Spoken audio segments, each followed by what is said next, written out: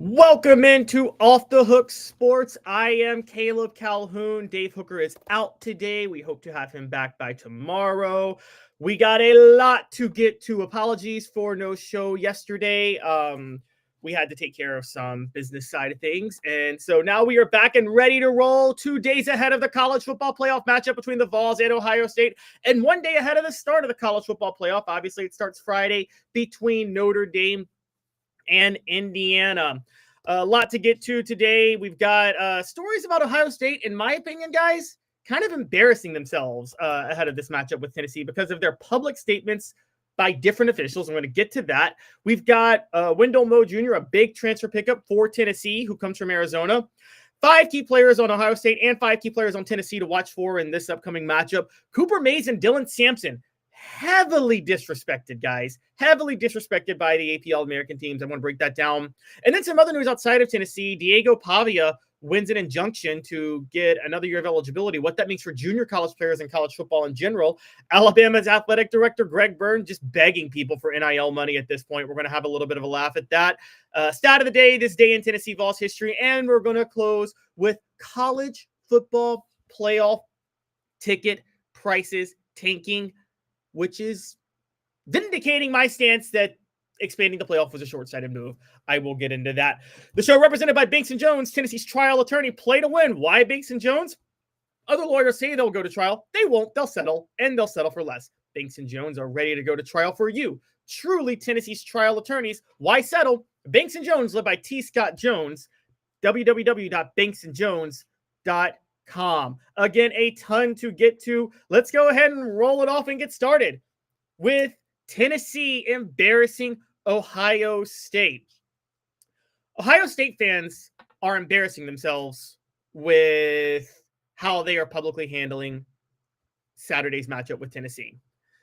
And I don't mean they're being classless. I mean, they are letting the rumors and the reports of Tennessee fans taking over the state of Ohio get to them. We talked about this last week. Ohio State Athletic Director Ross Bjork came out and essentially begged Ohio State fans to stop selling their tickets on the resale markets because those tickets would go to Tennessee fans and Tennessee fans would then invade the horseshoe. And he actually said Tennessee fans will invade the horseshoe, which was kind of a wild statement. That was the first part that made this wild. But then the next spot and the next crazy thing that happened was, honestly, Ohio State's new gimmick they're doing, which it's kind of like Tennessee for those who don't know. The way Tennessee does checker kneeling or the Smoky Grays, Ohio State's doing that for this game. It's called Scarlet the Shoe, where they're wearing all scarlet and they're having all the fans wear all scarlet at all points of the stadium so they can cover the stadium in scarlet, basically, their color. That's usually a gimmick. If you're Tennessee, you do that gimmick during regular season games to generate interest that may not have the hype that an Alabama game is going to have the hype for. Notice they didn't wear the Smoky Grays or checker kneeling for Alabama. They didn't need to. Why is Ohio State needing to do this gimmick for a college football playoff game, the first on-campus college football playoff game in the school's history for either team? It's a little bit weird that they're having to do that, but it seems like they are going out of their way to try to overcome the flood of Tennessee fans going into Columbus, which is wild. But here's where it gets crazy. This is the craziest one, and I saved this one for last. You guys know there were all the rumors of the flag planting in Ohio, an Ohio State representative talking about, a law that would ban flag planting at midfield of stadiums. It was obviously a silly proposal. It was stupid. Everybody trolled Ohio. Everybody trolled Ohio State for it. That was related to what happened with Michigan. Tennessee fans then went on social media, and there were 2 rumors. I mean, there was the joke of, is Javonte Spraggins going to plant the flag in midfield? We don't know. But what happened after that was a couple of Tennessee fans said, forget about the flag. They would tear down the goalposts if they invade Ohio State and Tennessee beats Ohio State, that they would tear down Ohio State's goalpost, and that they would carry it into the nearby river by the stadium. That was the joke. And there was a Facebook post that actually showed a map. It was a hilarious just line drawn from the stadium to the river. Reference to Tennessee against Alabama throwing the goalpost in the river. That was kind of the idea. Guys, it was a joke. It was a joke. We're not expecting Tennessee to do that. Well, Ohio State didn't take it as a joke. Funny enough, this rumor prompted a public response from Ohio State campus police. Ohio State University Police Chief Dennis Jeffrey has said there is a plan to make sure Tennessee fans can't tear down the goalpost if Tennessee beats Ohio State. The police are literally making a plan to deal with Tennessee fans invading Ohio State Stadium. This is why Kirk Herbstreit is saying Ohio State may have been better playing on the road. This is why many of us feel that Tennessee is going to take over Ohio State, and this is why they are a trending pick to win this game. Because it's not just the rumors on social media that Tennessee is taking over Ohio State. Just for a quick recap, for those who don't know on the resale markets, and we talked about this 2 days ago, but we're going to talk about it again. On StubHub, as of Tuesday, I don't know if it's changed, but it was 42% of StubHub ticket purchases for the game were from Tennessee and 23% were from Ohio. It was about 37% from Tennessee and 34% from Ohio on SeatGeek, but there were more Tennessee residents buying tickets on resale markets to the Ohio State game, to the Tennessee-Ohio State game, than there were Ohio residents, at least on the resale markets. When you couple that with Ross Bjork's begging of the fans to not do this, to not sell tickets because Tennessee fans could invade the stadium, and then the Ohio State campus police getting involved and talking about a plan in place to make sure Tennessee doesn't tear down the goalpost at Ohio, which was based on a social media rumor, makes it very clear they are very worried about what Tennessee fans could do at the Horseshoe. And honestly, I got to be honest, they're kind of embarrassing themselves doing it. They're embarrassing themselves with the way they're going and the way this is being handled. The show brought to you by Quality Tire Pros. The Eberle family has been serving Chattanooga community since 1957. All major brands of tires, full service automotive, brake alignments, oil changes, and more. All work is covered by a nationwide warranty. Cherokee Blvd or online at www.qualitytirepros.com. Say Off the Hook sent you. Go in and say, hey, Bo, Off the Hook sent you. Show brought to you by Quality Tire Pros. What do you guys think? I think that Ohio State is kind of embarrassing themselves. And honestly, they are bolstering the idea of the Tennessee takeover. I thought it was a social media rumor, and I wasn't going to jump into it even with the StubHub and SeatGeek numbers, but the way Ohio State officials are talking about it makes me think they're concerned. You guys give me your thoughts. We'll be back in 60 seconds. The show brought to you by banksandjones.com. Why Banks & Jones? Well, it's because they're Tennessee's trial attorney. You can play to win with Banks & Jones because they'll go to trial. You've heard of other lawyers. They say they'll go to trial and fight for you. They won't. They just want to settle. That's the easiest way out. Well, that's not Banks & Jones, led by T. Scott Jones. They won't settle. They'll go to trial for you. Tennessee's trial attorney. They play to win. Truly Tennessee's trial attorney when it comes to criminal defense or personal injury. Why settle? It's Banks & Jones. T. Scott Jones. Banks. All right, a couple people on the message board. TN Fall Niner says, "You my boy, Caleb." Thanks, you're my guy too, TN Fall Niner. Benjamin Watkins says, "Solve State for sure." I don't know if they are, but they're making it look like it. CCP Buck says, "Moot point. Buckeyes going to curb stop Tennessee." CCP Bucks, you might actually be right. I'm not saying you're wrong. There are some actual X's and O's reasons to believe that. There's X's and O's reasons to believe the other way too. My point is, it's a little weird for Ohio State fans to take this trolling by Tennessee so seriously. And I don't mean Ohio State fans. I mean Ohio State officials. And Justin Lefevre makes a good point. If they're so confident they're going to win, why are the campus police making plans to stop Tennessee fans from raiding the goalpost? And Unsung says, soon it'll be a felony by simply beating Ohio State.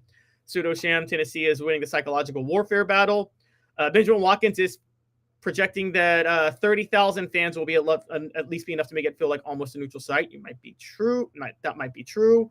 So guys, look, I'm just saying that breaking this all down, the way Ohio State's handled this is, I think, what's so odd about it. I think that Ohio State is, look, if they had just said, nobody's going to tear down the goalpost and call that a day, or if they had just, talked about, trying to talk about the excitement of the game and people coming out, I might actually think they're not taking this seriously. But guys, the way this has gone, it's hard to not think they're taking this seriously. It's hard to not think they're taking the Tennessee takeover, as we're calling it, seriously, and that they're not concerned about it. It's just weird. And there's just no way around it. And that's the only way to break this down, is it's weird. they shouldn't be so concerned. And the only way I could think this is if they're, I gotta think that they have some inside information that tells them that Tennessee might actually take over the stadium. And in the process of being worried about it, they've truly embarrassed themselves.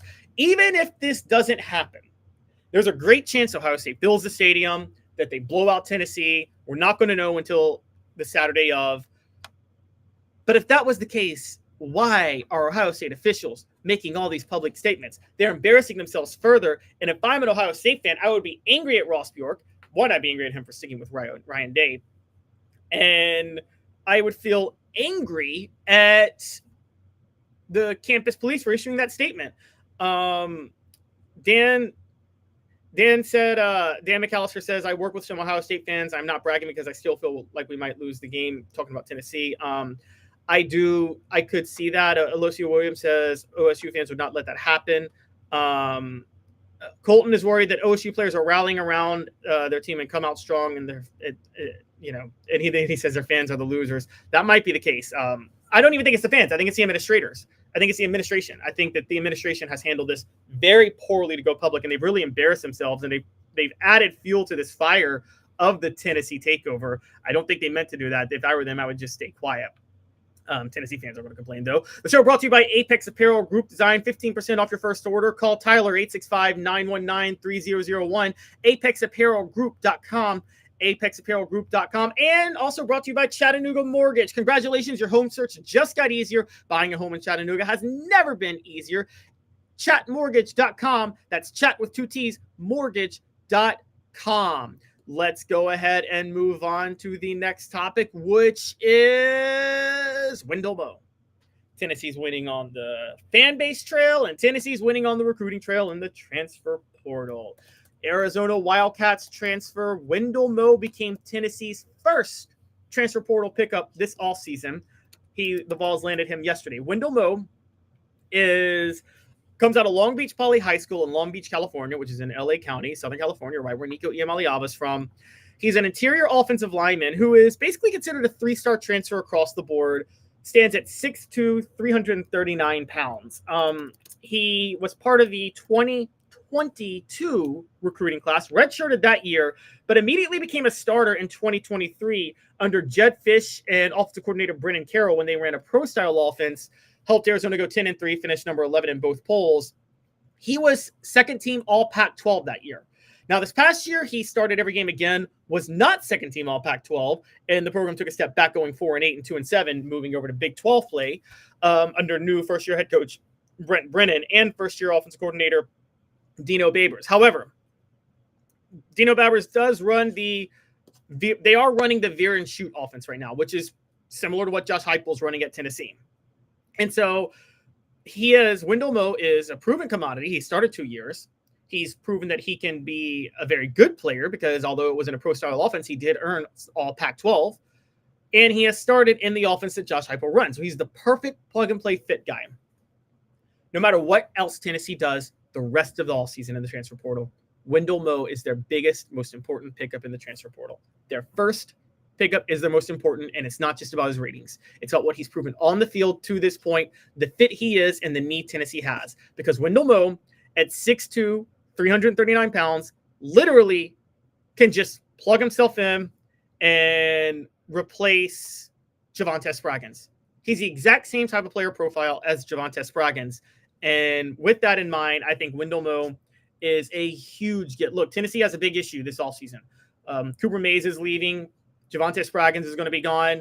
It's very, very, very highly possible that Andre Carrick does not get his final year get that extra year of eligibility he's been fighting for. So Tennessee's entire interior line could be a really big issue next year.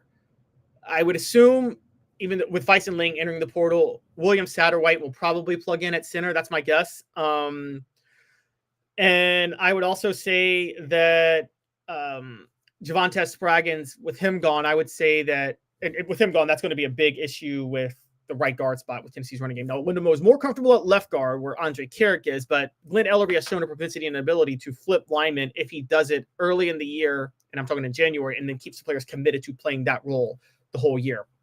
So Wendell Moe is a huge pickup, guys. This is, again, he's immediately going to start for Tennessee on the line at guard. They're going to plug him in immediately, and they should be able to make a big, big, big impact with him in the game. Now, I will say that there's obviously the issue of health. There's the issue of, even though he's familiar with this offense and he's proven to be good, he has not proven to be good in this offense yet.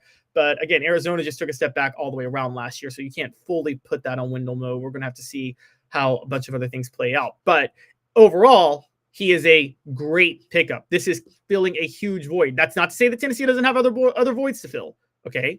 They have quite a few.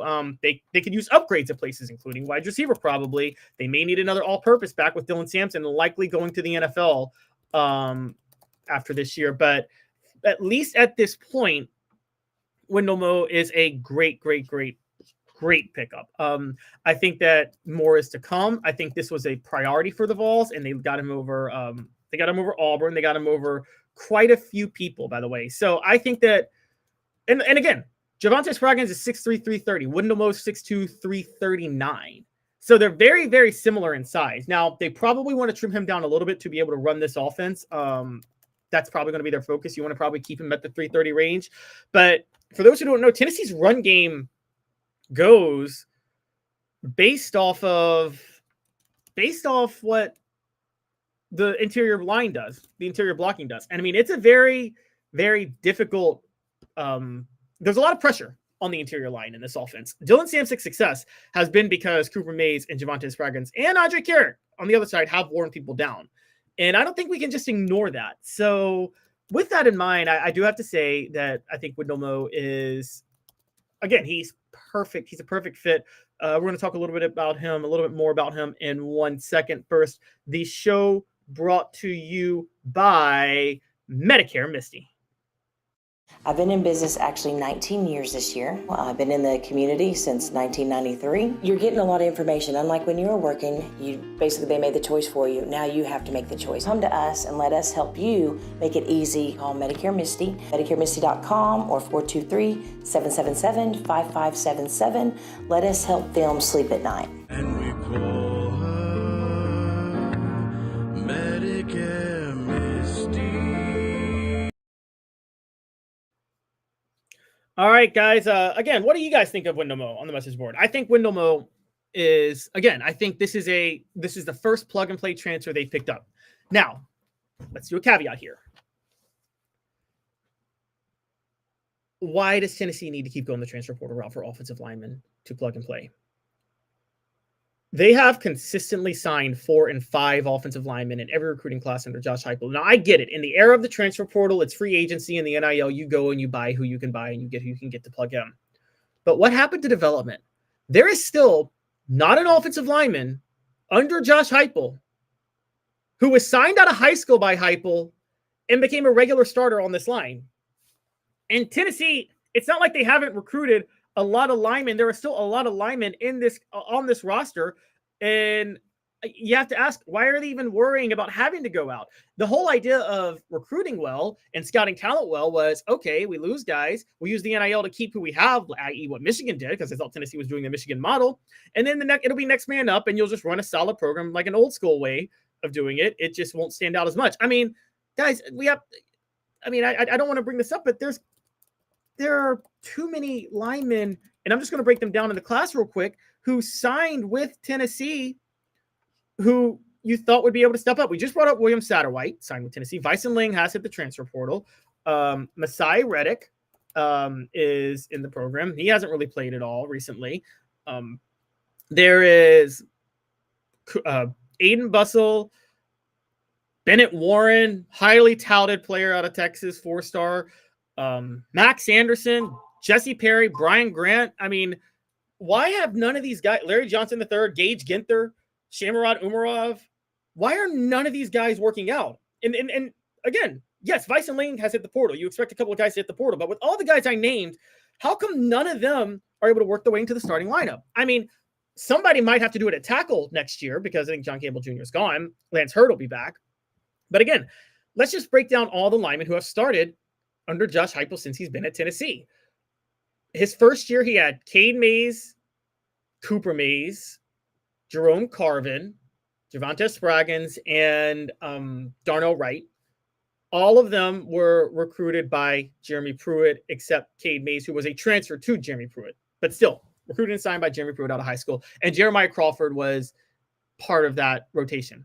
Then the next year, Jeremiah Crawford still in the rotation. You have Darnell Wright at right tackle, Javonte Spraggins at right guard, Cooper Mays at center, Jerome Carvin at left guard, and Gerald Mincy and Jeremiah Crawford split time at left tackle. Mincy was a transfer from Florida. Crawford was a signee out of junior college.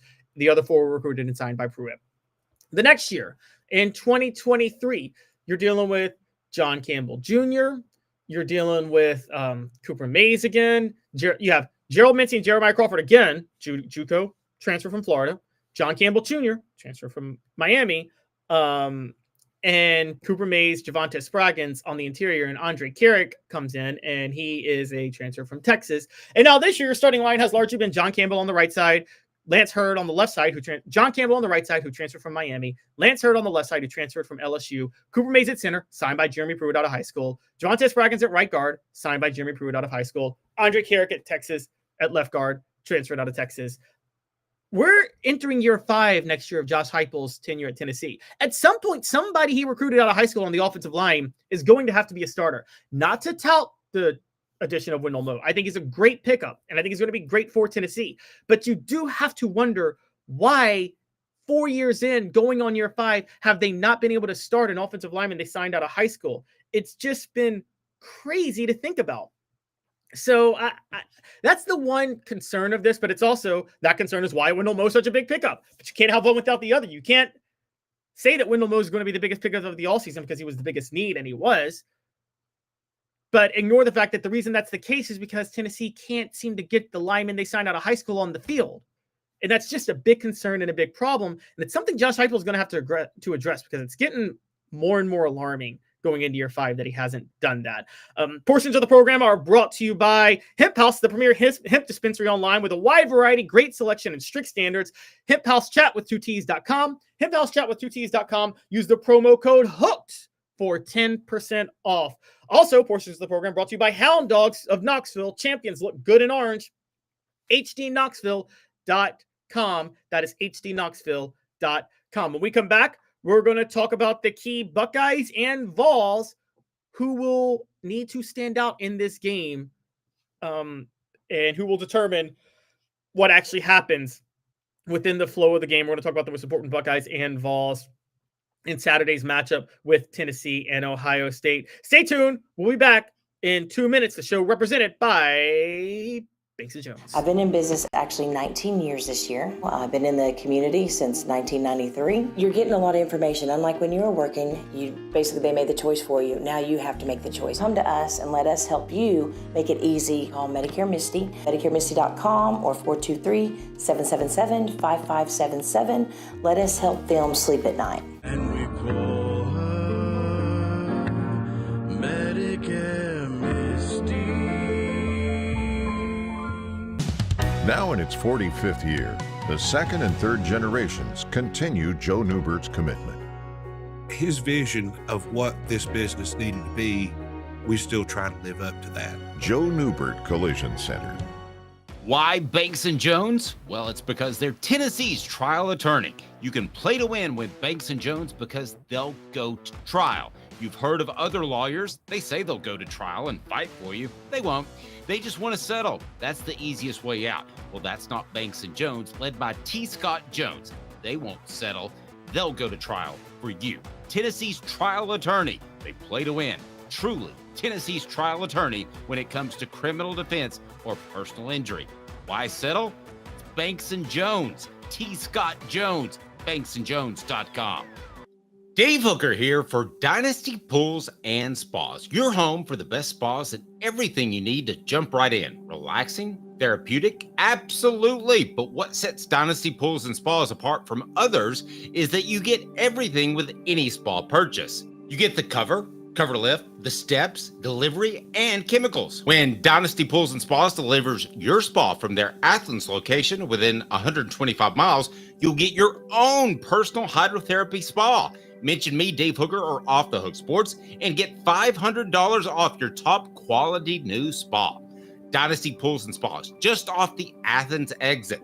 Drop in and receive a free gift from Off the Hook Sports, Dynasty Pools and Spas. Mention Off the Hook Sports for a drop-in prize and that $500 discount, Dynasty Pools and Spas. To check out some of the Dynasty Spa models and to buy spa chemicals, go to dynastypoolsandspas.com. Dynasty Pools and Spas.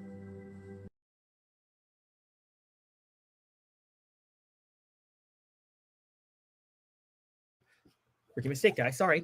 Didn't have my mic on. Welcome back to Off the Hook Sports. Again, the show represented by Banks and Jones. Portions of the program are brought to you by Joe Neubert Collision Center. Apologies, guys. Trying to get Joe Neubert up. Here we go. Now in its 45th year, the second and third generations continue Joe Neubert's commitment. His vision of what this business needed to be, we still try to live up to that. If we wouldn't put our family in it, we're not going to put their family in it. If you're going to say that you're doing the best work in Knoxville, now saying it's one thing, producing it and providing it's another. The largest family-owned collision center in Knoxville is Joe Neubert.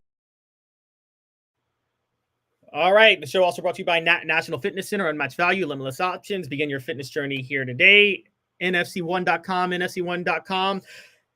The key Vols and Buckeyes to watch for when Tennessee visits Ohio State in Saturday night's college football playoff matchup. Brought to you by Peak IV Hydration in South Knoxville and Sevierville. Live your life to the fullest. Hydrate, rejuvenate, and elevate your health with Peak IV Hydration. PeakIVHydration.com. Going to drop the link in the chat right now. Tennessee is about to face Ohio State, and there are some injuries that are going to factor into this game.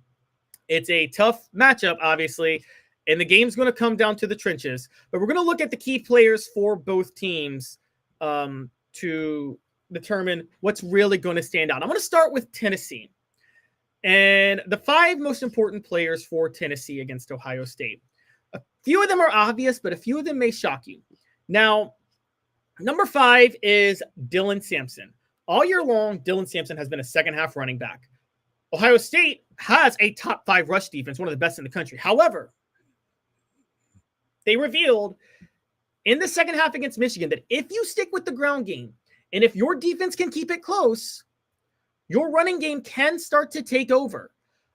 Think old school Eddie George with the Titans, where Eddie George would average fewer than 4 yards a carry, but he would get so many touches in the first half that by the time the second half came, Ohio State would be so worn down that he'd be able to, the defenses that the Titans were playing would be so worn down that he'd be able to gash them. That's kind of the situation here with Dylan Sampson. And also with the interior line, this is a Dylan Sampson, Cooper Mays, Javonte Spraggins, and Andre Carrig collection of guys who are going to be important. Just that interior line and the running game all together. If they can keep it close and stick with the running game, Ohio State, I think, will get worn down in the fourth quarter because that's what happened against Michigan. All right, number 4 is James Pierce Jr. A key, obviously, superstar for Tennessee. A key matchup to watch is Pierce against Donovan Jackson, the left tackle. Donovan Jackson is one of the elite offensive linemen on Ohio State who has not gotten hurt in this game, as a lot of offensive linemen for Ohio State are.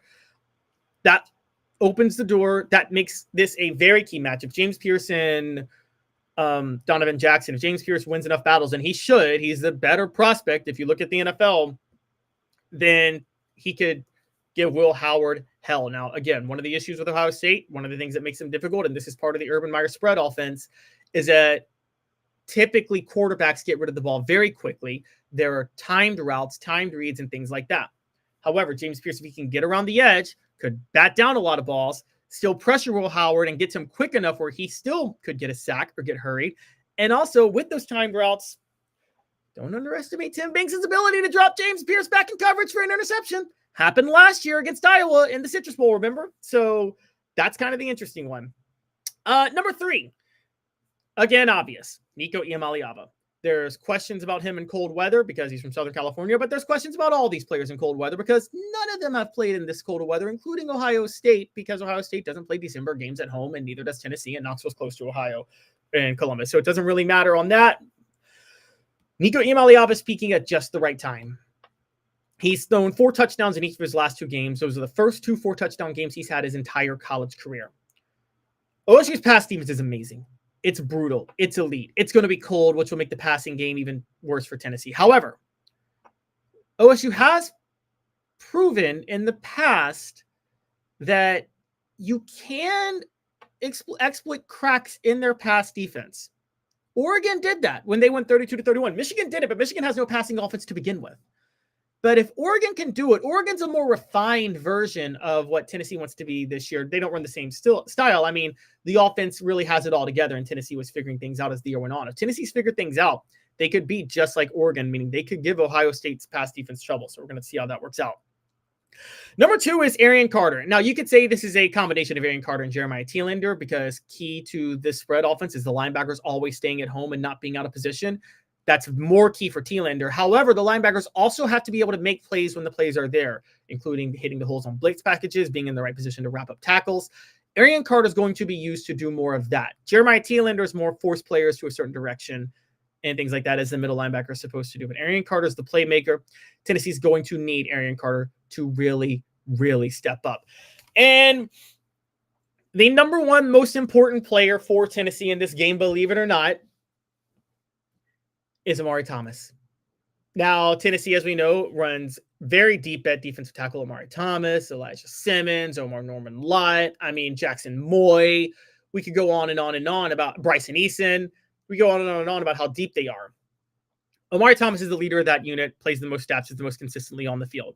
Ohio State is without center Seth McLaughlin. They are seriously banged up on the interior of the line with 2 linemen out in this game, 2 starting linemen out in this game. As one of their tackles is gone too. But taking this into account, Seth McLaughlin was an All-American center. Shouldn't have been, by the way. That should have been Cooper Mays. We'll talk about that in a minute. But the point is, Ohio State, without them, screams the chance for Amari Thomas to wreak havoc. And Omar Norman Lott's the better get into the backfield, wrap up the quarterback, defensive tackle. But against this spread offense, it's more important to just blow up the play up front and stuff running plays. Actually, Amari Thomas is better at that. So this game screams Amari Thomas. If Tennessee wins, it'll be because Amari Thomas created pressure in the middle, and that's where Tennessee has their biggest advantage. So those are the 5 most important Tennessee players to watch for against Ohio State: Dylan Sampson, James Pierce, Nico Iamaleava, Arian Carter, and Amari Thomas. I'm going to go ahead and move on to the 5 most important Ohio State players. First, number 5 at running back, Travion Henderson. Now, this is kind of a by committee pick because Quinshon Judkins and Travion Henderson effectively split carries at running back, and Judkins does have more rushing yards on the year, but Henderson honestly has been the more productive running back. Henderson has 108 carries for 751 yards and 6 touchdowns. That's averaging 7 yards a carry, and he also has 19 catches for 135 yards. The 7 yards a carry is why he's so difficult, and Tennessee's going to have to contain him. They will Judkins too, but Henderson is going to be even more difficult. This is why Arian Carter has got to stay at home and also make plays, because he's the one who's going to be responsible for keeping Henderson in check. Number 4 is Will Howard. And Will Howard on the year is 227 and 314, completing 72.3% of his passes for 2,860 yards, which is 9.1 yards per attempt, 27 touchdowns and 8 interceptions. But he also has 72 carries for 171 yards and another 7 touchdowns. Now, everybody's looking at that Will Howard game against Michigan and say, oh, Will Howard melts down against big-time competition. He didn't do that against Oregon, though. Remember, he completed 80% of his passes against Oregon on the road. So Will Howard can step up in big moments. And while Tennessee's pass defense looks elite this year, they have an All-American cornerback in Jermon McCoy. As John Adams and I spoke about, must have been about 3 weeks ago now, they haven't been totally tested at cornerback. They haven't played that many elite quarterbacks this year. So Will Howard's a guy they got to keep an eye on, obviously. That's where James Pierce comes into play. You got to get pressure on him. The linebackers got to stay at home. I mean, it just by nature of being the quarterback, you got to watch out for him. All right. Number 3 for Ohio State, Jeremiah Smith, wide receiver. Part of stepping up in big games is Howard's pass protection with Donovan Jackson. That's why we talked about the Pierce-Jackson matchup. The other part is his receivers.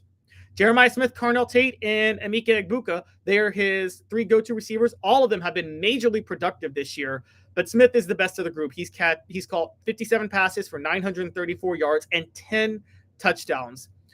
Jeremiah Smith, Jamal McCoy, maybe the matchup of the game, along with Pearson Jackson, Smith and McCoy. That's going to be one to really watch out for. I think they might. Tennessee's defense, Tim Banks might see if he could leave McCoy on Smith one-on-one. We're going to see how that has to play out. Number 2 is Caleb Downs for Ohio State, the free safety. Both safeties are actually really good for Ohio State. Lathan Ransom has 3 forced fumbles on the year and probably has actually picked up more stats, but Caleb Downs is the bigger star. I mean, he's an All-American. He has 7 tackles for a loss, 3 pass deflections, and interception, 62 total tackles, 34 of which were solo. He dictates coverage from the defensive side, and what I mean by that is, and cornerbacks don't typically do this, or free safeties don't typically do this. Cornerbacks do, where they can take out one side of the field and dictate and allow much more freedom for the defense to be flexible on the other side of the field. Caleb Downs does that as a free safety. He's also a return specialist. He has a touchdown as a returner on the year. So he's elite in multiple ways, and Tennessee's going to have to watch out for him. But the most important player for Ohio State in this game is JT Tuimoloau, the defensive end. Pass protection has been improving for Tennessee, but as we know, it's been a major issue all year. It's why they didn't beat Arkansas, and it's why they struggled with Florida. And Tuimoloau is one of the best pass rushers in college football this year. He's got 12 tackles for a loss, 6 sacks, a forced fumble, 38 total tackles, 19 of which were solo on the year. This is the type of game where he could go off. If Nico Iamaleava is going to continue the improvements he's made, Tuimoloau is going to have to be held in check. As a matter of fact, I'll go ahead and say this now. Bank on it. Right now, JT Tuimoloau against Lance Hurd is the matchup of the game that will determine who wins. Bank on it. Commercial Bank is your neighborhood bank. What makes us different from other banks? We understand that every customer has unique opportunities, challenges, and financial concerns. We don't expect you to fit into the same box as the next person or business. Whether it's purchasing a home, saving for your child's future, or planning for your next vacation, we're with you every step of the way to navigate life's big decisions. Commercial Bank.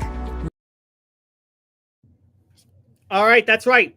Bank on it. JT Tuimoloau against Lance Hurd will be the matchup of the game. Also, Tuimoloau could go up against John Campbell Jr. on the right side, on the other side. But either way, how Tennessee's tackles keep him in check will determine whether or not Tennessee's able to win this game or make this a fight even. Because if they don't protect Nico, and they haven't been tested that well since they've shown the improvement that they've shown, there will be a big issue going forward. So we're going to have to see how that goes. The other one is going to be, what does Amari Thomas do against a banged up OSU offensive line? Jamal McCoy versus Jeremiah Smith. The biggest matchups, let's just break them down. Jamal McCoy versus Jeremiah Smith, cornerback to receiver. James Pierce versus Donovan Jackson, edge rusher versus left tackle. JT Tuimoloau versus I can't even talk right now. JT Tuimoloau versus Lance Hurd. And then Amari Thomas versus Tegra Chabola, who is the all Big Ten guard that is still starting for Ohio State right now with Seth McLaughlin out at center. So those are the matchups to watch out for when Tennessee visits Ohio State over the weekend. Portions of the program are brought to you by You Can Afford Ray Varner Ford. 2020 Lincoln Nautilus Reserve, $29,946. Pre-owned 2024 Ford Maverick, $39,990. 2023 Ford Expedition Platinum 4x4, $67,970. Pre-owned vehicles you can afford. Ray Varner Ford. All right, welcome back. This day in Tennessee football history is a happy birthday, and a very special happy birthday to a legend, Reggie White, who passed away in 2004, would have been 63 today. He would have turned 63 today.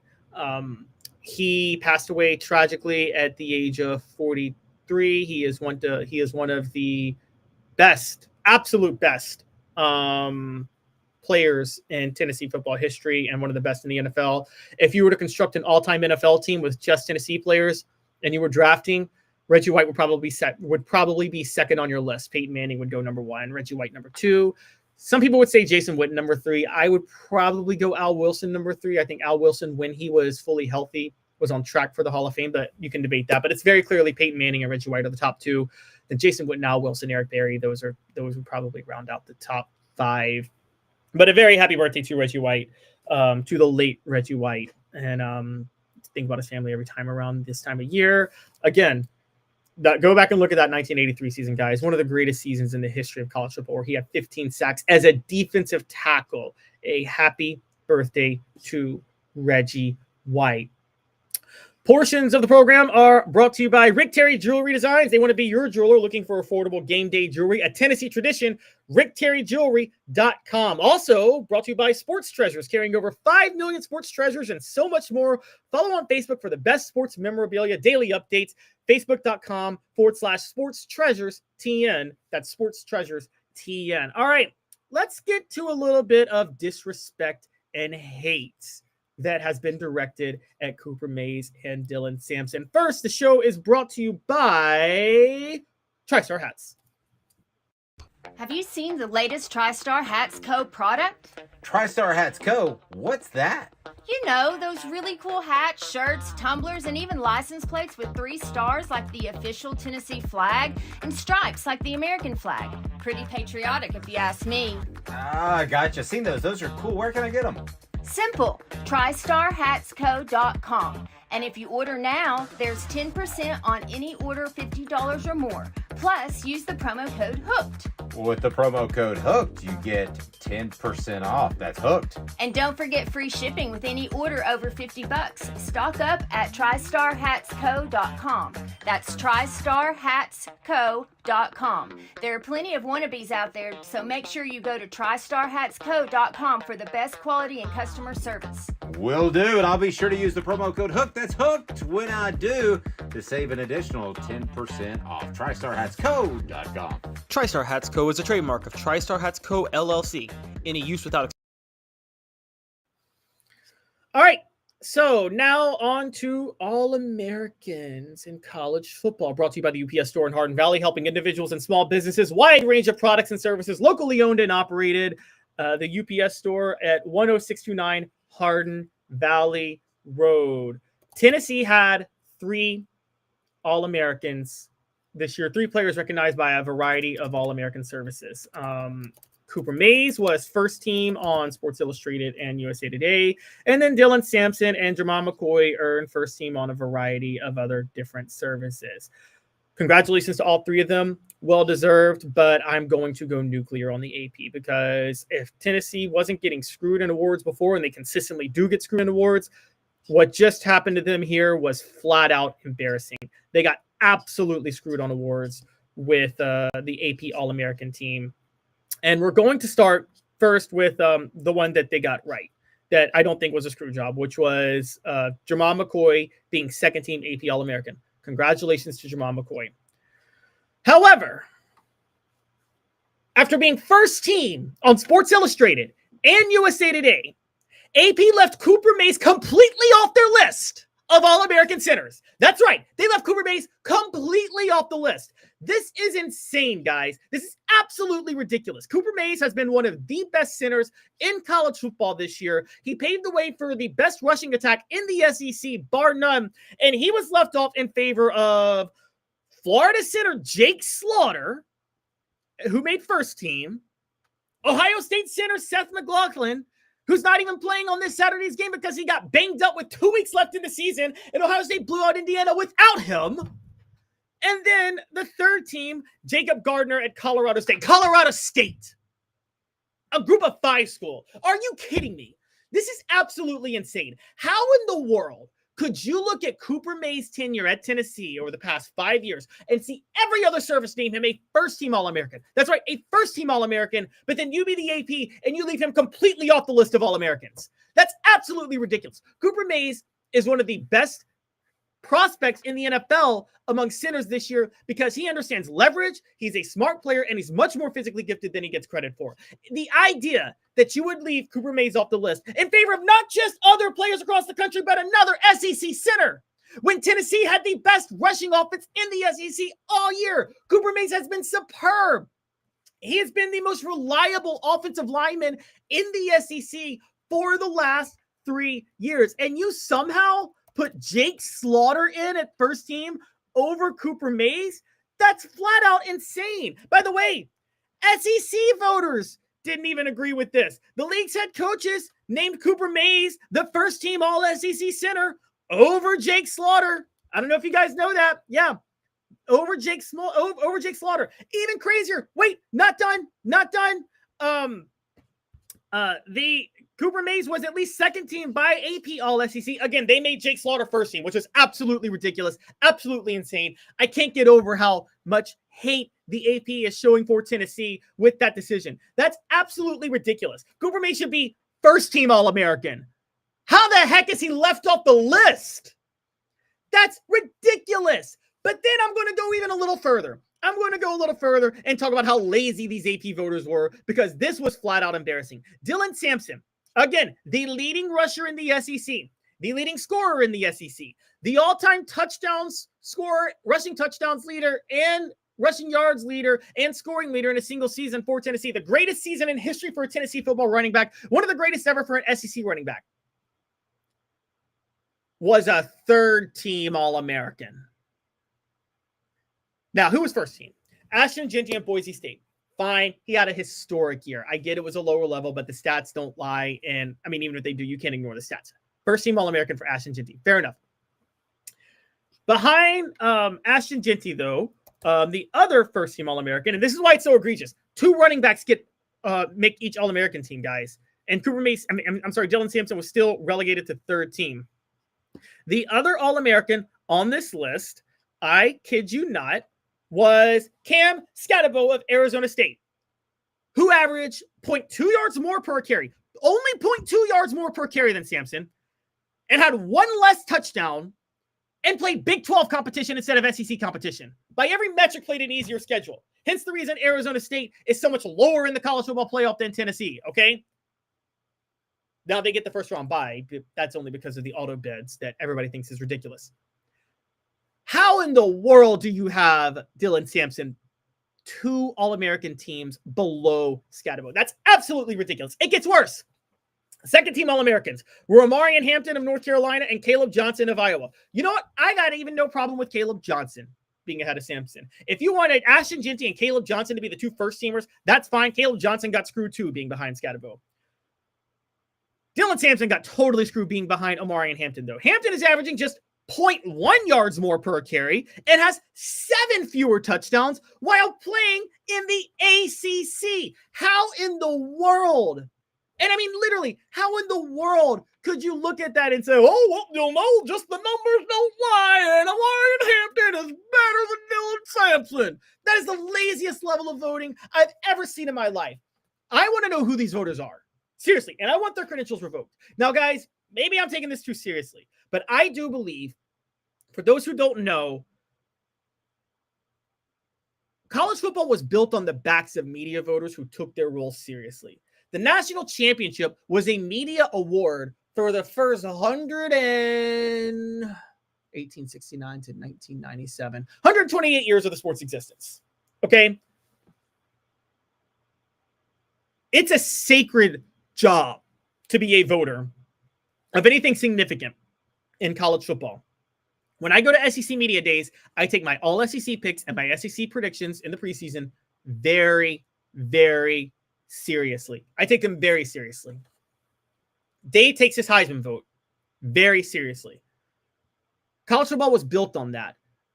To not take it seriously is flat out egregious and just evidence of laziness to sit there and have Jake Slaughter ahead of Cooper Mays and not even have Dylan Sampson, one of the top 2 All-American teams. This is just as bad as him not even being invited for the Doak Walker finalists. This is what they've been doing, guys. The voters have just been looking at the yards and like, yards, that's all that matters. Let's vote based on that and rushing yards. That's not how it should be done.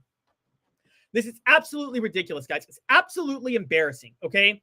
And look, Cooper Mays should have been a first-team All-American, and he's left off the list totally. Dylan Sampson should have been, at minimum, a second-team All-American, and he's down at third team behind Omarion Hampton and Cam Scatabo. That's absolutely insane. I'm not one of those that are like, oh, everybody hates Tennessee and everybody hates this. But where in the world do AP voters get off like putting Jake Slaughter ahead of Cooper Mays, which they did for the All-SEC teams too when they put Slaughter ahead of Mays. And now they're doing it for the All-American teams and leaving Cooper Mays totally off the list. And then when they leave Dylan Sampson down at third team, that's insane. That's embarrassing. It shouldn't be taken seriously. And I want these voters who did this, I want their credentials revoked. I mean, you can't be taken seriously if you think that Jake Slaughter has been better than Cooper Mays on the year. I'm just going to pull up Florida stats real quick. Just going to have a little fun with that. Florida CFP stats, CFP reference. Let's just look at their rushing numbers, by the way. And by the way, Florida doesn't have the same issues at tackle that Tennessee's had this year, funny enough. But they're averaging 156 rushing yards a game, 156 rushing yards a game, 4.5 rushing yards per carry. Okay. 156 rushing yards a game, 4.5 rushing yards per carry. Tennessee, on the other hand, is averaging, and I'm just pulling it up now, and this is why I'm getting so angry, because it's insane that you could think Cooper Mays is not better than Jake Slaughter, and that you would have Jake Slaughter first team and Cooper Mays not even on the list. That's what I think is so frustrating about this. But I apologize, guys. The things I'm trying to load are taking a minute, a little bit slower than I thought. But while we're on this list, all I'm trying to say is the data is very clear. Cooper Mays is absolutely better than Jake Slaughter, and only AP voters think differently. I mean, literally only AP voters think differently. So let's go to Tennessee real quick, because I can pull that up now. So again, Florida's averaging 4.5 yards per carry. Tennessee averaging 5.11 yards per carry. 4.5 to 5.11. And that's with Tennessee having major issues this year protecting the quarterback. Tennessee has allowed 26 sacks on the year. Florida, meanwhile, has allowed 19. So Florida's allowed more sacks. So Tennessee's allowed more sacks, which, by the way, is not reflective of the center, reflective of the tackles. So Jake Slaughter's had more help from the tackles than Cooper Mays has had this year. And remember, sacks in college count against your rushing numbers. And Tennessee is still averaging 0.6 more yards per carry than Florida. No way in the world Jake Slaughter should be first-team All-American while Cooper Mays doesn't even make the list. This is absolutely, totally messed up, guys. It's absolutely ridiculous. You can't seriously think that Jake Slaughter is better than Cooper Mays. And the idea that you would have Jake Slaughter first-team All-American and Cooper Mays off the list is ridiculous. And yes, it's also ridiculous that Dylan Sampson is down at third team behind Omarion Hampton and Cam Scatabo, who were second team and first team respectively. This is embarrassing. And I can't even I try to make the case all the time that no, guys, you're delusional. They don't hate Tennessee. They may get things wrong, but it's not like some conspiracy. It looks lazy to do this, guys. It looks lazy to put Cooper Mays has better name recognition than Jake Slaughter. So even if you were lazy, though, you would still put Cooper Mays ahead of Jake Slaughter. I don't know where they're getting this. This is absolutely ridiculous. Cooper Mays should have been first team All-American. Dylan Sampson should have been at minimum second team. Jermon McCoy at second team is fine. But honestly, if anybody was overrated on this list, it was Jermon McCoy, because he hasn't actually played too many elite quarterbacks this year. I think he and Ricky Gibson is the best cornerback tandem in Tennessee football history, at least since I've been watching. He's the best lockdown Tennessee cornerback I've seen since Dwayne Goodrich. But he hasn't been tested. There haven't been that many great SEC quarterbacks that have gone against Tennessee this year. So this is just absolutely insane. And the absolute hate for Cooper Mays has been ridiculous since he was recruited. I think this is a confirmation bias of people are still upset that they overlooked Cooper Mays coming out of high school. They've been overlooking him ever since and just refused to admit that they were wrong on him. The same way I felt like the NFL for the longest time refused to admit that they were wrong on their scouting of Jason Witten. So this is ridiculous. Total hate for Tennessee. Totally unfair. Cooper Mays should have been first team All-American. And my apologies to Cooper Mays that you were not first team All-American. That was totally ridiculous. Now, when we come back, we're going to talk a little bit of other news. Alabama and Vanderbilt and the college football playoff. A lot of fun things to get to with that, guys. because there are some interesting things that are going to shake up the college football world very soon. Stay tuned. We're going to talk about that in 2 minutes. The show brought to you by Banks & Jones and Medicare Misty. Sports Treasures in North Knoxville is one of the South's largest sports cards and memorabilia dealers, featuring over 10 million sports cards from vintage to modern. Sports Treasures carries a full line of hobby boxes, singles, autographed memorabilia, Tennessee Vol collectibles, fan cave decorations, and so much more. See a museum full of collectibles at Sports Treasures, 4819 North Broadway in Fountain City, and Sports Treasures on Facebook. Sports Treasures, where the real sports fan goes to shop. Community banking is about location and much more. It's about family. We reside in your community. We are a part of your community. At Commercial Bank, our commitment extends beyond the walls of our branches. It's displayed each day in the opportunities we provide, the money we give back, and the time we commit, all to help improve the lives of the people, families, and businesses that make our communities great. Commercial Bank, life made better. Double D Piping provides full-service fire protection on any scale. From residential homes to government facilities, we can assist any customer through design, fabrication, installation, inspection, and demonstration of fire suppression systems. With 30 years of service across 5 states and a full staff with over 40 years experience, our quality can't be beaten. Don't get caught watching what you could have prevented. Call Double D Piping, the absolute best in fire prevention. With our brand new location on Emory Road, Eye Care Optical is bringing East Tennessee's best eye care to your neighborhood. Doctors Johnston and Combs offer unmatched expertise and care without a trip to Knoxville. Eye Care Optical, now in Powell. Are you ready to get strong? At NFC, we offer top-notch weight training and functional fitness, so you can build strength and improve your performance. Join today at NFC1.com or stop by any one of our 7 East Tennessee locations. When the lights turn on and the game begins, you need a team that gets the job done. It's Ford commercial truck season at Ray Varner Ford in Clinton, where our strong lineup is built for power and performance. Step up your game in this new 24 F-150 4x4 Super Crew, $46,997. At 250 cargo van, $50,950. 24 Ford Maverick XLT Hybrid, $28,929. Local you trust, performance you can afford. Ray Varner Ford, built for the game.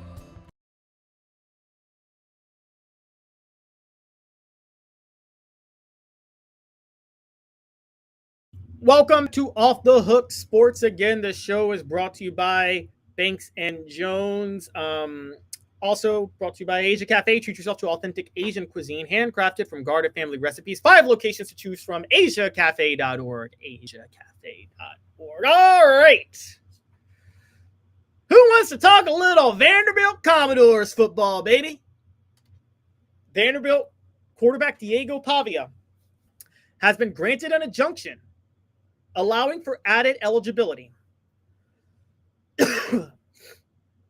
Pavia sued the NCAA in November, claiming the organization's rule that counts a player's time in junior college towards his overall years of NCAA eligibility is a violation of an antitrust law that was unfairly limiting his ability to make money from his name, image, and likeness.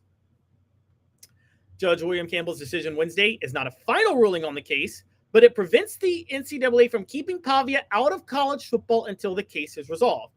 Pavia threw for 2,133 yards and 17 touchdowns last year at Vanderbilt. It helped the Commodores get to a 6-6 record to reach a bowl game as they upset Alabama and Auburn. He played 2 seasons at New Mexico State before that, and before that was a junior college for 2 years in New Mexico. Guys, this could cause an earthquake. This could cause an earthquake in college football if this is upheld.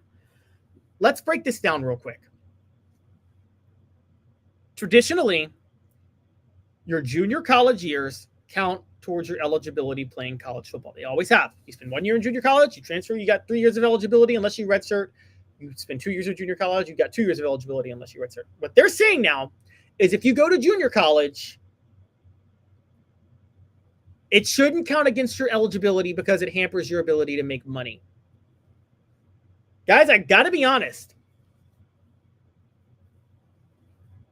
if this holds up, what's to stop it from stopping at junior college?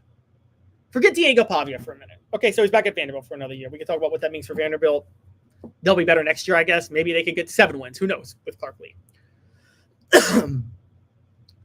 But if you can sit there and create and not have junior college count against your eligibility because it's an antitrust violation, who's to say that eligibility limitations in general aren't antitrust violations? Who's to say that you just can't stay in college forever? You know, as long as you're taking a grad school class or something like that, and you can just play while going to grad school permanently. Guys, I don't know about you, but I know some professional grad school students who just stayed in college to avoid things like paying on their student loans or whatever. You don't think that players could start doing that? Who's to stop a 25-year-old or a 26-year-old or 27-year-old from playing his 10th year of college football? Because, eligibility limitations violate antitrust laws. Guys, this is the thing that no one understands when these things happen. They don't stop where they are. I've told you guys this about college football playoff expansion. I've told you guys this about NIL lawsuits. They don't stop in the moment. They keep going. Now, there's going to be a higher court rule on this, so this may not be set in stone. But if you set the precedent that junior college hampers a player's NIL ability due to eligibility, you open up a whole new can of worms. What happens then if someone says, okay, forget just the whole jumping to there should be no eligibility in college football.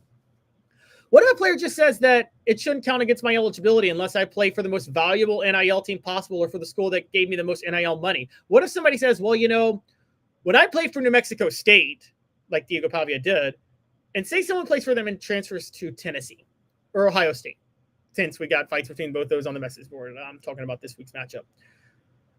Who's to say that somebody says, well, my years at New Mexico State, I wasn't able to make the same amount of NIL money as my years at Ohio State, so I should not be out of eligibility. So they shouldn't count against my eligibility rulings. Ohio State playing 4 years there should. Guys, this is kind of where we're headed. And the rules are going to keep changing. And the judges, here's the thing about the judges that keep ruling this way. They're hamstrung. They're hamstrung because of the lawsuits against the NCAA that has basically thrown everything to the curb, every single stipulation and regulation, because they're all antitrust violations. And honestly, this Diego Pavia lawsuit could end up being crazy.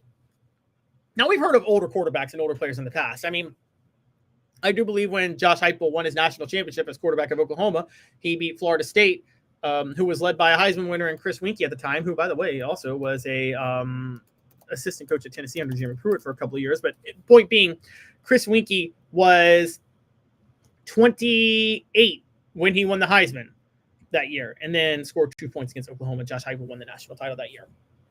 So it's not abnormal to have older players. That's not the problem. The problem is that they may not ever run out of eligibility.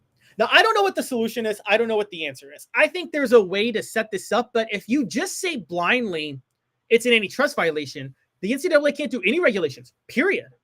See, that's the logical conclusion. So we can't talk about solutions real quick right now, because any solution that would deal with this would only further exacerbate the issue and be struck down because it could also be an antitrust violation. I don't know what to do with this whole situation. At some point there's going to have to be a compromise reached, but even if there's a compromise reached, somebody else could sue down the road and say that compromise violates their antitrust laws.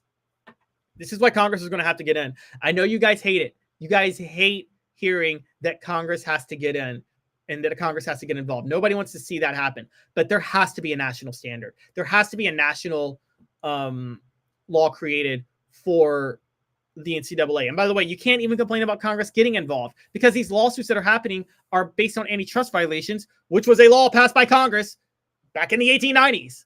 So if an action by Congress from the 1890s can be having this impact, you can't complain about saying Congress shouldn't get involved. They already are involved. This is all based on a law passed by them 120 years ago, 130 years ago. And I'm all for players getting paid, but there is no regulations on it right now. And you've got to separate things a little bit you really have to separate things, the NCAA from the rest of antitrust laws. I don't know how you do it. They do that with other sports. They've done it with the NFL. I do believe the NFL has some antitrust protections. They basically you'll get exceptions if you concede to certain rules and stipulations. And that's what needs to be done here. They need to allow the NCAA to concede to certain rules and stipulations that allows them to be somewhat exempt from the antitrust laws. And then something can be set up to have these players get paid. Because honestly, guys, this lawsuit by Diego Pavia, I don't blame him. Do what you can. But truth be told, it's going to create way more issues down the road, guys. We're looking at a very, very, very shady situation here where, again, you're not just think about the logical conclusion. Timothy McGee says this is stupid. I also think the transfer portal should open after the bowl and playoff system. As far as option out, you should be able to pay some of that NIL back. They didn't finish their job. Timothy, I agree, but contracts are contracts and payment is payment. And again, until Congress gets involved, this is how it's going to be. And the problem with the transfer portal, and I've talked about this for a while, December is the best window to transfer. It's at the end of the first semester. The college football playoff and the expanded playoff conflicts with the end of the first semester. I mean, that's just how it goes. And there's really no way to get around it. You can't really move the transfer portal back. All you can maybe do is say that the transfer portal doesn't open until May. Steve Sullivan says 6-year senior could be the new standard. Steve, not 6-year senior. Try 26-year senior. Not really 26, but try like 10, 12-year senior. I'm not even kidding you. If this goes through, if this ruling is upheld, you're going to see another ruling that rules against any eligibility requirements for the NCAA. This is basically saying the eligibility is an antitrust violation because it limits players' ability to make NIL money. That gets things crazy. Dan McAllister says Congress will mess it up like everything else. Dan, I get your point, but the whole reason this thing is messed up to begin with is because of a law by Congress. Like, again, now Congress didn't pass the Sherman Antitrust Act thinking that it would affect the NCAA. The NCAA didn't even exist when that happened. But it is kind of a big issue, and it's got to be addressed. And so this Diego Pavia lawsuit, guys, could have major implications long-term, and I don't know what can be done about it, but I think Congress is going to have to get involved to set some exceptions for the NCAA, and then we could figure this out. What I would say I would say 2 years of junior college counts as 1 year of eligibility.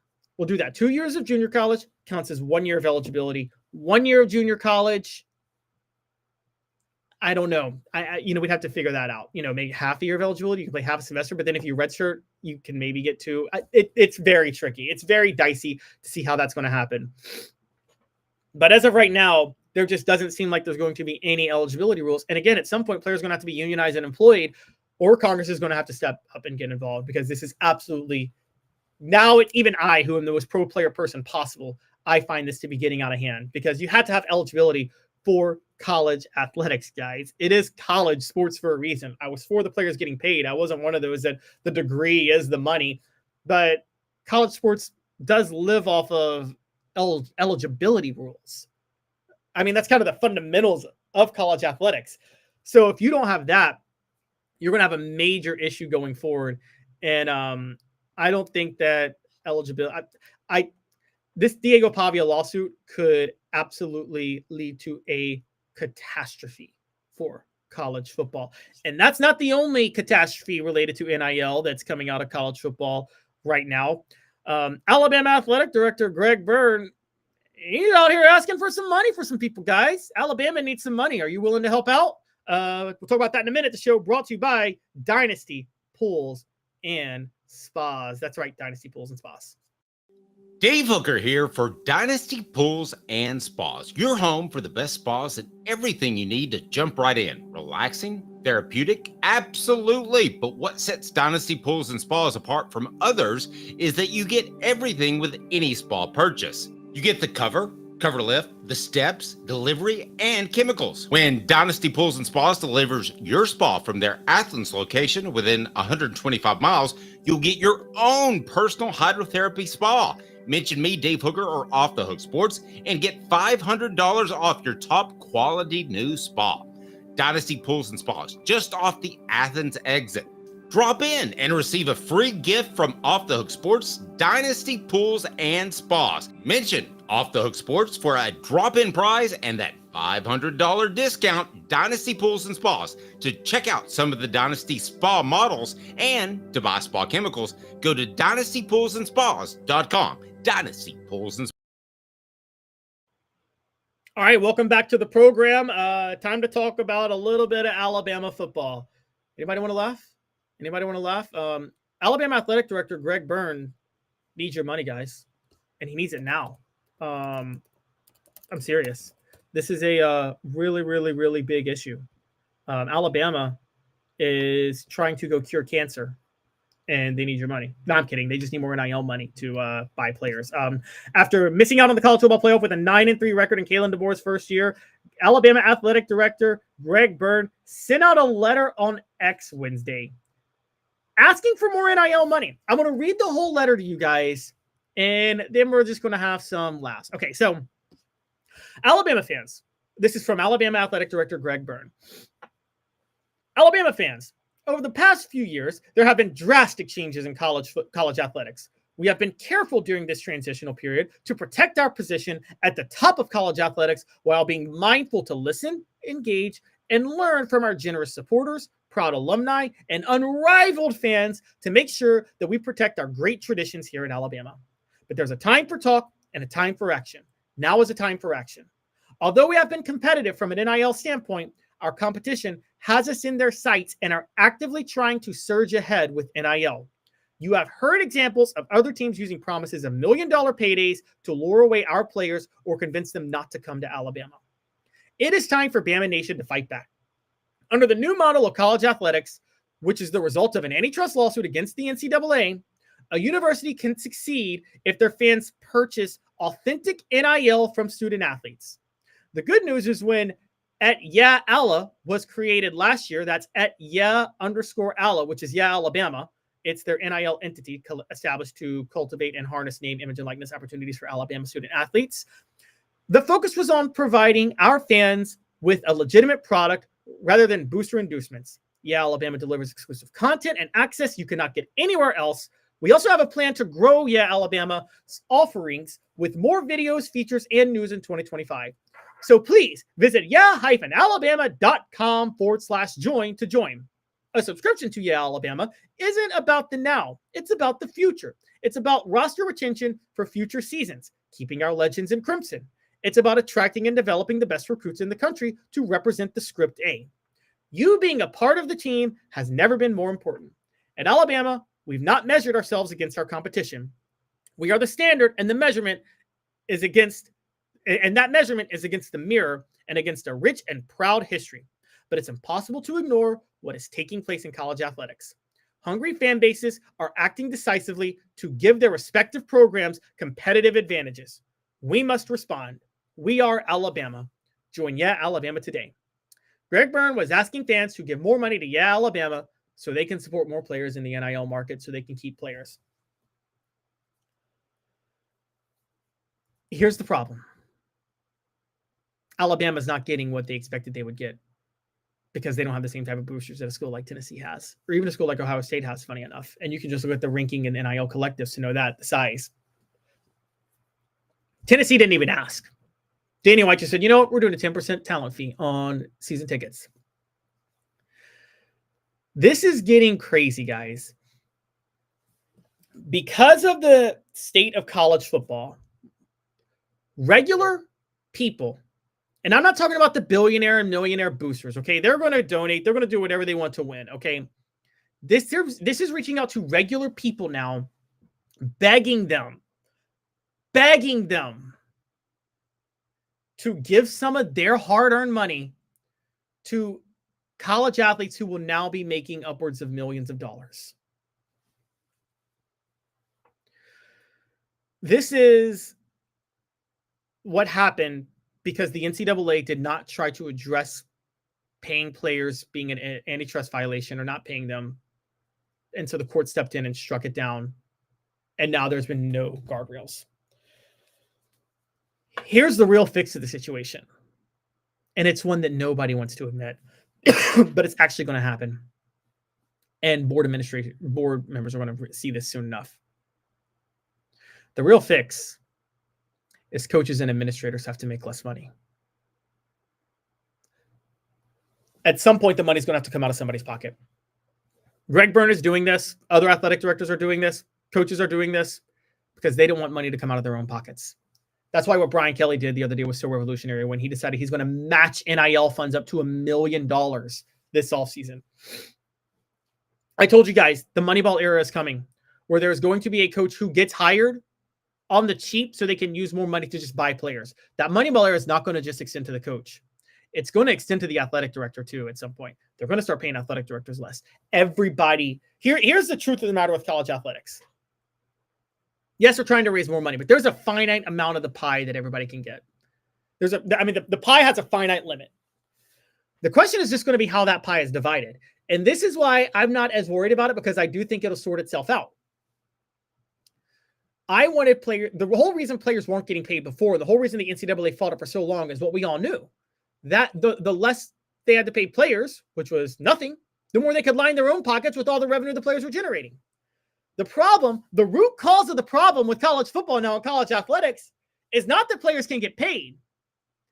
It's that administrators and officials want to keep lining their pockets the way they were before, while the players are now getting paid. You can't do that. There's only a finite amount of money. So what do? They have to go find other sources of revenue for it. Because honestly, other people are going to start to realize that the first people to go will be them. This is the problem. And so I think I talked in the last segment about Diego Pavia. Guardrails have to be set up for eligibility. That's a big one. I don't really think guardrails have to be set up for this. I don't. I think the market's going to work itself out. I think people are going to start to realize that there's just too much money going around to unimportant administrators and people. And what will happen is their jobs will phase out. You ever worked in a corporation, guys? And I was coming out of college here in the 2008 crash, so I don't know, but I do know during recessions, many times corporations try to tighten their budgets. But you guys have all worked in businesses before where you see 5, 6, 7, 10 people in management positions and upper management positions. I'm not saying upper management isn't important. I'm for managers. I'm okay with that. I'm saying there are some people who have those roles who you're like, oh, they don't do anything valuable. Just get rid of them. And they collect big salaries. They make one decision a year. And you're like, what are they doing? And eventually the time comes where they got to get rid of that position. Now, what a lot of times they do is they phase out those positions, which is once a manager retires, they just don't replace them or things like that. Or once a manager leaves, they just don't replace them. That's the state of college football and college athletics now. What's going to happen in the future is more and more positions are going to be eliminated, or the replacement of those positions will take less money or be offered less money. Because the only way for this to be fixed going forward is administrators and coaches are just going to have to take a smaller piece of the pie. That's not something they want to do. So until that happens, enjoy watching this whole thing collapse. I mean, Danny White, he did the same thing in a more authoritative way. He didn't even ask for more money. He said, look, we're charging you more money. But Danny White one day is going to have to take less of the next Danny White will have to take less money. The next Josh Heupel will have to take less money. The money is now there for the players. That doesn't mean that employment and a salary cap's not coming. That's all coming, guys, to college football. The question is a matter of when, because this has to be organized in some sort of way. But the fundamental structure is that players are taking more of the pie from the administrators. And the administrators are trying to find a way to keep their salaries and keep their money. And that's where this all becomes an issue. And I got to be honest, I'm kind of here for it. Players have been generating the revenue for the longest time and not getting a cent, while these administrators that are not even good at their jobs half the time, they've ruined the sport for different reasons. I'm going to get to that soon with college football playoff. We're going to talk about that after the next break. But they've ruined the sport in so many ways, are collecting the biggest checks, and all they've done is fight against players getting the money that they deserve for the revenue they've generated. So guys, this is very intriguing in how this is all playing out. And not so sure it's going to end the way people want it to end. It's somebody's going to be left out of the revenue distribution here. And I think the issue is the administrators don't want to be left out. They want to keep their money, but they know they have to pay the players. So let's go ahead and laugh at administrators. I actually don't. And as for Alabama and Greg Byrne, I don't blame him for doing this, honestly. Alabama has to do something to keep their players and to keep their talent. And Greg Byrne is trying to get out ahead of the curve of doing it. This may be the best way. I don't know if his way is the best way or if Danny White's way is the best way or if another way is the best way. But you've got to do something. And I don't think Alabama was left out of the playoff this year because of NIL. I think they missed the playoff and went 9-3 because they couldn't get a quarterback that Kalen DeBoer wanted because the team was so loyal to Jalen Milroe, but Jalen Milroe was not a fit for Kalen DeBoer's system. So I think Kalen DeBoer just tried to bide his time and get through this year, stay above the fray, stay above the fold. But Jalen Milroe's issues is why they got blown out by Oklahoma. But you're going to see more schools and programs doing this that have issues. You just this week now, you've seen LSU's coach offer to pay players directly. You've seen Alabama send out a message asking players for money or asking fans for money. Tennessee said last year they're just going to start charging you more for things. This isn't over, guys, and it could end up getting ugly. And while I do think the courts and Congress is going to have to come up with some sort of solution because this just can't keep continuing, the one big issue is that they better not try to do a solution that just takes money out of the hands of players and gives it back to administrators, because that's what's really happening here. All right, when we come back, we're going to talk about college football playoff ticket prices, guys, because something intriguing about that may shock you. Ticket prices are dropping for the first round of the college football playoff. Stay tuned. The show brought to you by Banks & Jones and Medicare Misty. Now in its 45th year, the second and third generations continue Joe Neubert's commitment. His vision of what this business needed to be, we still try to live up to that. Joe Neubert Collision Center. 24 F-150 4x4 Super Crew, $46,997. 24 Ford Transit 250 Cargo Van, $50,950. 24 Ford Maverick XLT Hybrid, $28,929. Local you trust, power you can afford.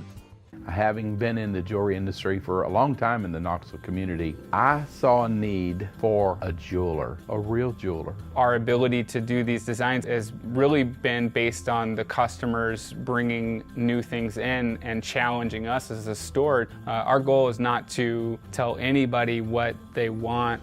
Our goal is to listen to what they want and then help them get there. Schedule your consultation today to get your special someone the perfect custom gift just in time for the holidays. Hi, Mike Davis here with City Heating and Air, reminding you to always dare to compare. Our team provides quality local heating and air service, installation, and maintenance across East Tennessee. We use only the best equipment like American Standard heating and air conditioning for your residential, new construction, or commercial needs. Honesty, dependability, and customer satisfaction have been the cornerstones of our business since 1961. City Heat and Air. Dare to compare. With our brand new location on Emory Road, Eye Care Optical is bringing East Tennessee's best eye care to your neighborhood. Doctors Johnston and Combs offer unmatched expertise and care without a trip to Knoxville. Eye Care Optical, now in Powell. Double D Piping provides full-service fire protection on any scale. From residential homes to government facilities, we can assist any customer through design, fabrication, installation, inspection, and demonstration of fire suppression systems. With 30 years of service across 5 states and a full staff with over 40 years experience, our quality can't be beaten. Don't get caught watching what you could have prevented. Call Double D Piping, the absolute best in fire prevention.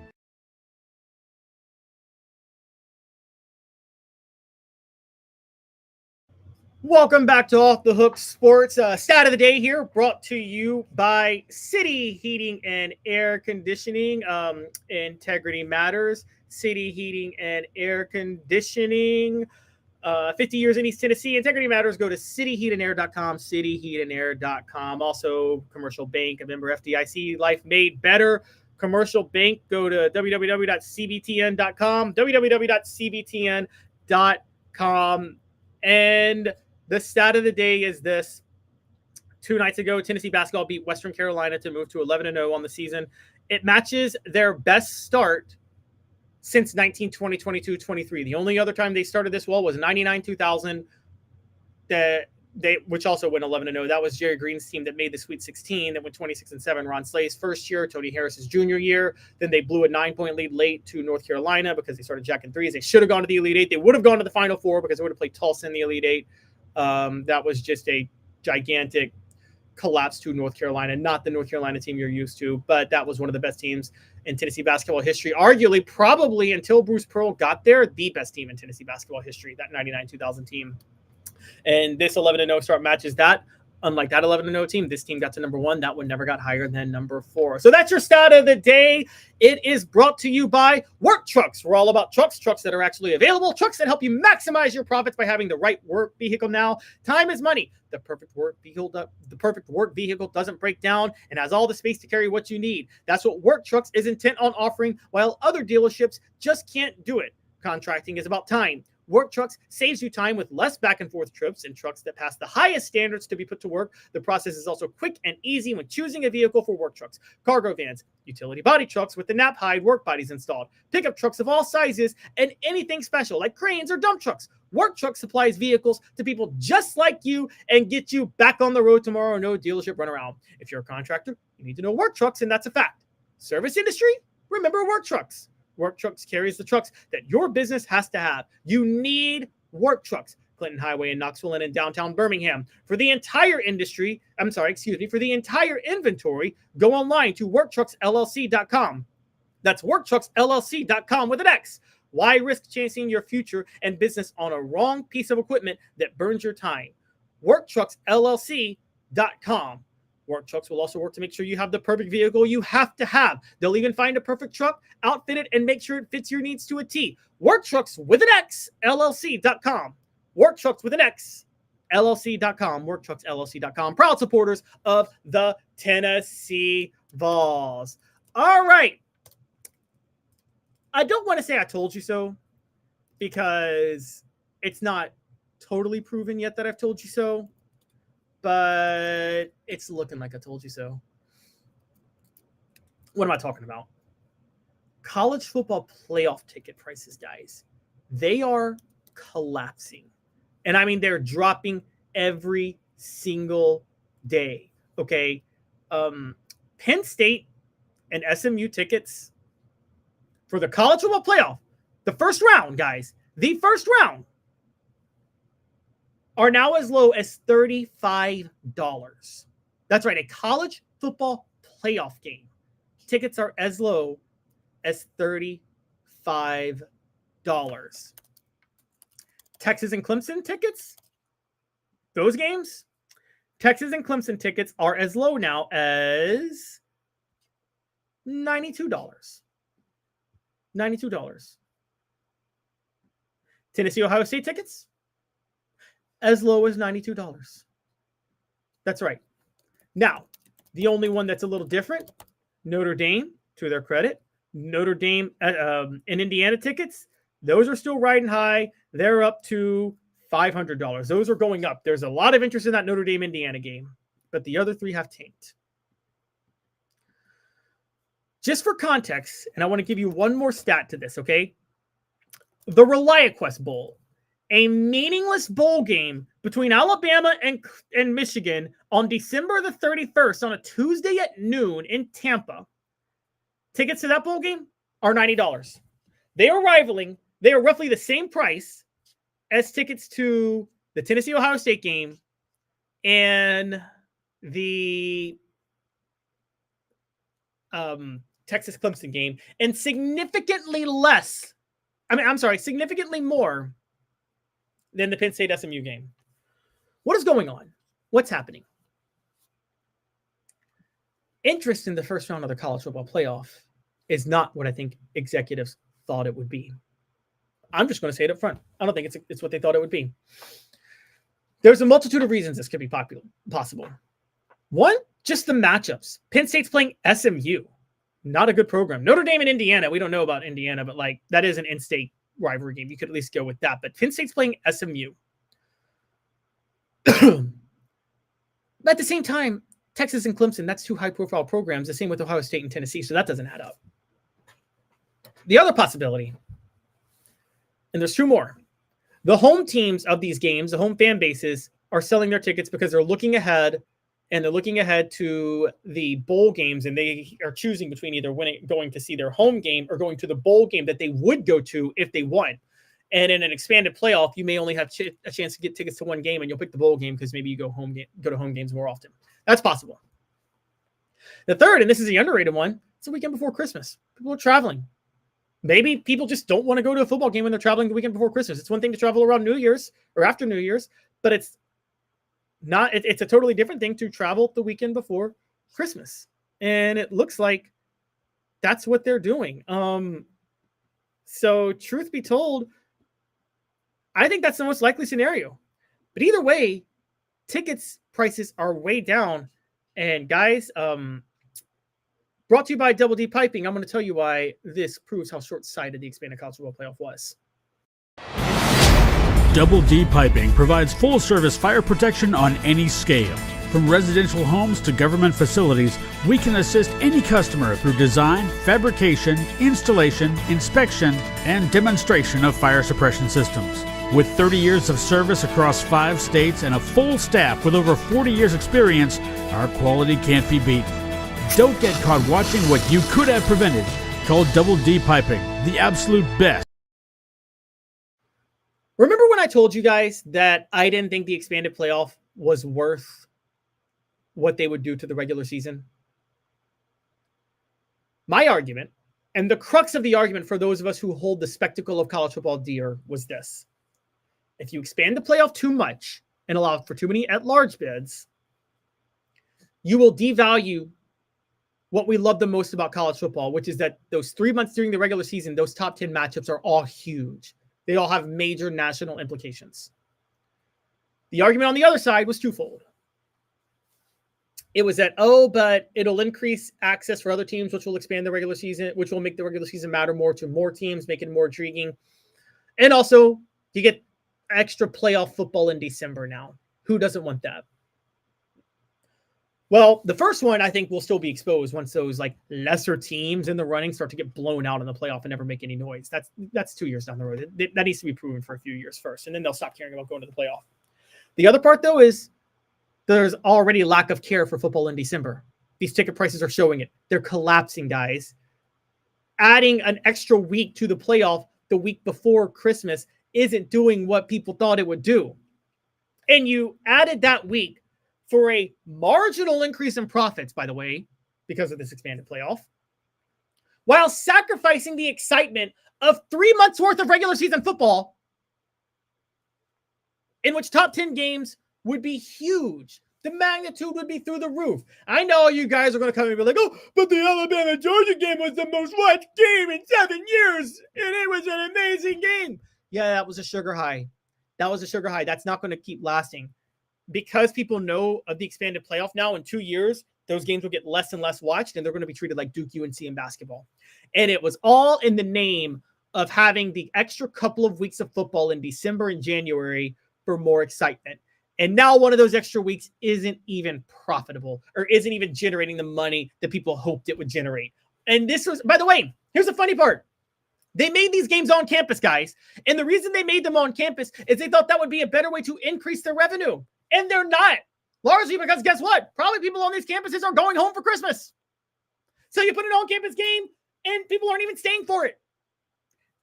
This is what you sacrificed 3 months of the regular season for. This is what you devalued top 10 matchups in the regular season for. Top 5 matchups in the regular season. Games that stopped the college football world.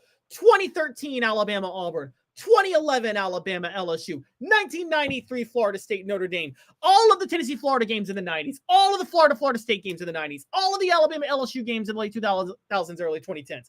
You sacrifice that and the magnitude of that for this extra week of college football games in which ticket prices are $35. Okay, even pre-inflation standards, that's cheap. Okay, it could have been 15 years ago. If I told you 15 years ago you could get tickets to that there would be a college football playoff and you could get tickets to those games for $35, you would laugh at me. That seems like first round of March Madness ticket level prices, okay? What in the world? That's embarrassing. How in the world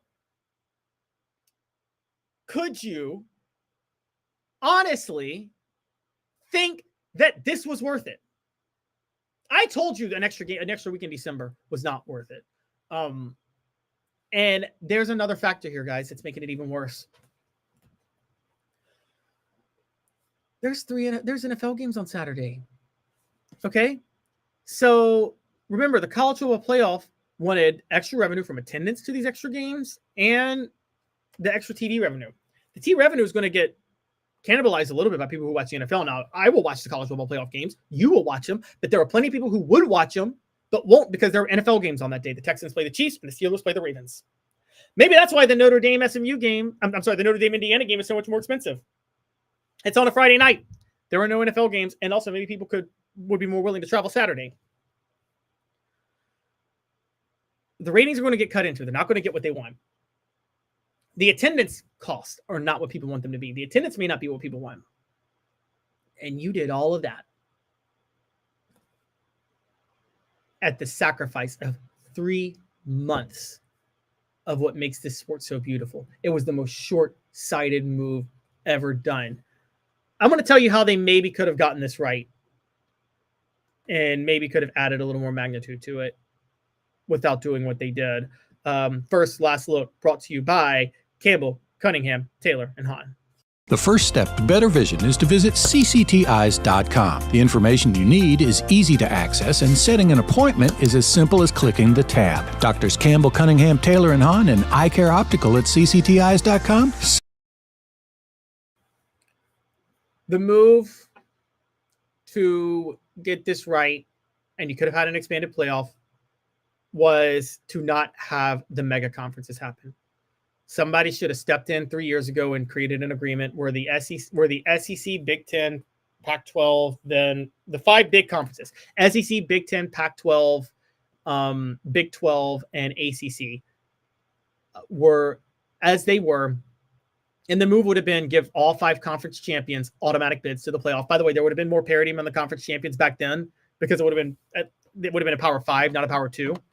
And then you give the top group of 5 champ, the top group of 5 team an automatic bid, so 6. And then you have 2 at-large teams. So you put the magnitude way still high on the regular season. It doesn't totally end if you lose, but it makes it more difficult. And you've still got a lot to play for the rest of the year, but you still expand it to the lesser teams that you want to do it just to give them a shot. And then you just make them the bowl games. Okay? You just have them play each other in the 6 bowl games. You just start in the quarterfinals. You don't do the 12 teams with the first round before the quarterfinals. This was just stupid. And it was even dumber with the expanded conferences and the mega conferences and the divisions. And it's now not even generating the ratings people want in the first round. It was an extra money grab that massively devalued the regular season. And it is a gigantic mistake. And I think that it is proof that the college football playoff was short-sighted. And I don't know what the future holds for it now, but I do know this. I don't think it's just because of the quality of teams in the first round.